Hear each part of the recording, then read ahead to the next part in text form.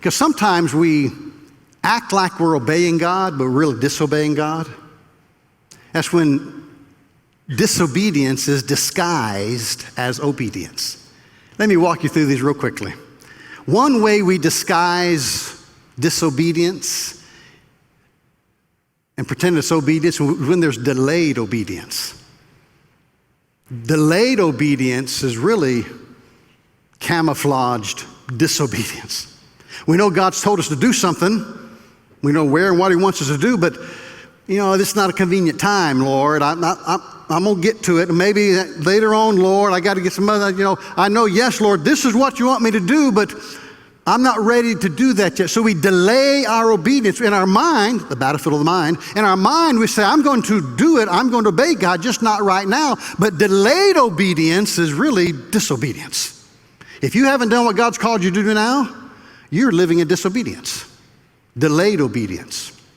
A second way we disguise disobedience is with partial obedience. We do some of what God's called us to do. Now, we're good at this. Any of y'all who are teachers or professors and your students have asked for partial credit? Maybe they did it wrong, but they want partial credit.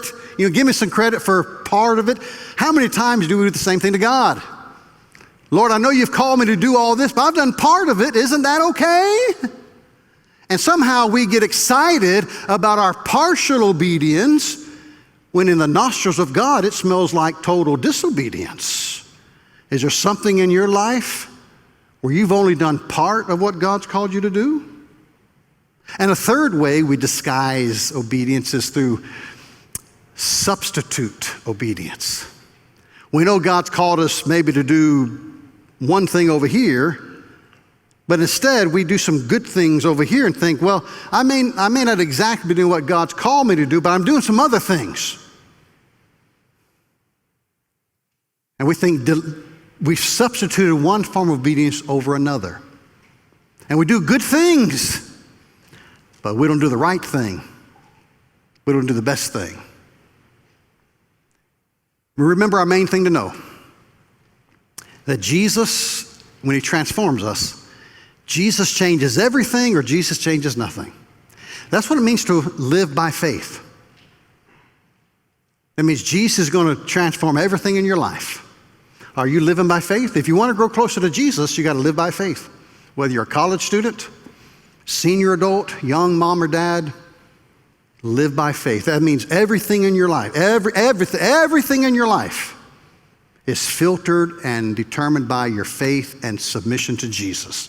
Everything, your marriage, your finances, your weekend activities, what you do in public, what you do in private. You're living out your faith. Is that where you are today? It begins by coming to faith, and you can do that today. Come to faith in Jesus, and then every day surrendering to Him, feeding on His word, and obeying Him in whatever He asks.